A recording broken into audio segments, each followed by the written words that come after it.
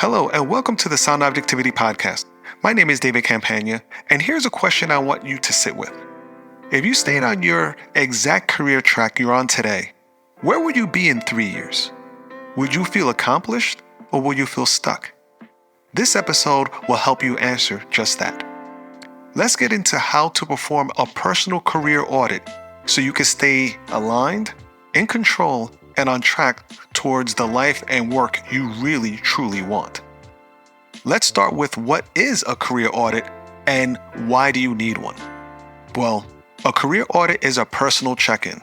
It's your chance to pause, evaluate where you are, where you're going, and whether your daily efforts are actually leading you towards something meaningful or just keeping you busy. Whether you're early in your journey or 20 years in, a career audit can bring clarity, confidence, and direction. In this episode, we'll walk through the core areas to examine as part of your audit and what questions you should be asking yourself to spark insight and next steps. By the end of this episode, you'll walk away with a powerful self-review, a framework to help you avoid stagnation and unlock greater alignment in your professional path. So, let's dive into the first step. Assessing your current career satisfaction. Ask yourself, what parts of my job energize me? What parts of my job drain me? Think about when you feel most fulfilled. Are you solving problems, mentoring others, designing something new, or maybe leading a team? Also consider, if you can wave a magic wand and change one thing about your career right now, what would it be? Don't filter your answers. This is your truth zone. Naming what's working and what's not is the first step to moving smarter. Next, evaluate your values, purpose, and passions. This is where we go deeper beyond what you do and into why you're doing it. Take a moment to write down your top 5 personal values. Things like integrity, impact, creativity, balance, learning. Are these values alive in your current career, or are you constantly compromising them? Also, think about what topics deeply inspire you or causes you care about. What activities make you lose track of time? That's your passion speaking. Don't ignore those signals, lean in. They're telling you a lot about what kind of work will light your fire long term. Let's move into the third layer. Analyzing your skills, strengths, and growth. List out core strengths. Maybe it's strategic thinking, building relationships, staying calm under pressure.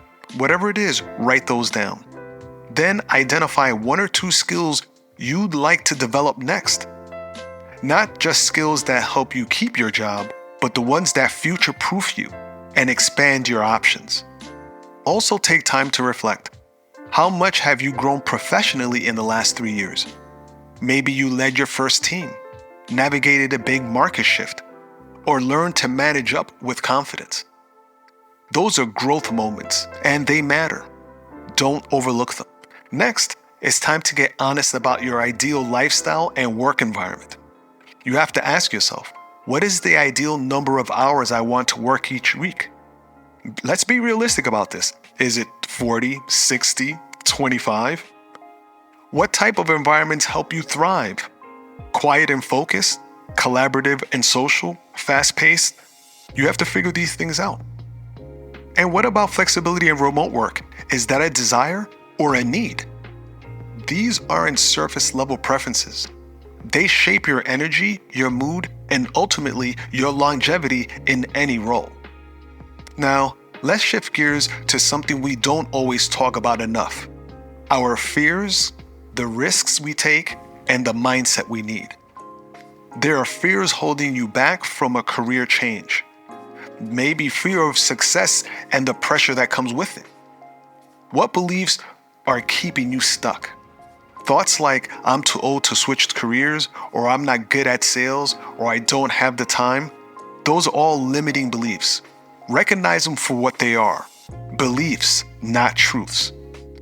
Now, imagine the best and worst case scenario of making a shift. Could you live with the worst if it led you to your best?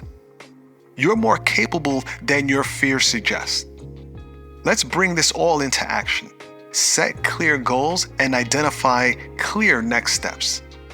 What does success look like for you? And let's be specific about that. Is it a leadership role by next year? Launching a side consulting business? Switching industries for better alignment? Define it. Then ask yourself, what small risk can I take now to build momentum? Maybe it's reaching out to a mentor. Maybe it's signing up for a course. Maybe it's time to update your resume. Identify what's the one step you can take this week to move closer to that vision. Action breeds clarity. You don't need to leap. You just need to move.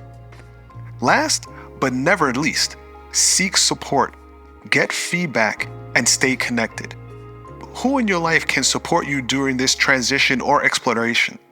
Maybe it's a former colleague, a mentor, a career coach. Also reflect on feedback. Maybe they are always saying you're such a great listener. Or maybe they say you're always bringing calm into the chaos. These are often windows into your superpowers that you may not even know. Ask yourself, what's something you'll regret not trying 5 years from now? Let that guide you. Here's your call to action. Take 30 minutes this week, just for you, to start your professional career audit. Use this episode as your guide. Rewind it, pause it, take notes, reflect. Head over to www.soundobjectivity.com, where you'll find a supported blog post with additional content on how to conduct your own career audit. You can also connect with us on Instagram. Just find us at Sound Objectivity, and you can find us on our Facebook page. If you have any questions or want help integrating any of this, email me directly at ask@soundobjectivity.com. I'd love to support you. Before we end, let's quickly recap. Here's what we touched on. We explored how to assess what's working and what's not in your current career. We reflected on your values, your strengths, your passions, and your fears. We looked at ways to align your career with your ideal lifestyle and setting practical goals. And we talked about the importance of support, feedback, and taking small steps to shift your professional trajectory.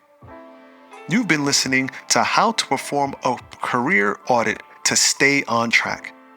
My name is David Campagna, and this is the Sound Objectivity Podcast. Until next time.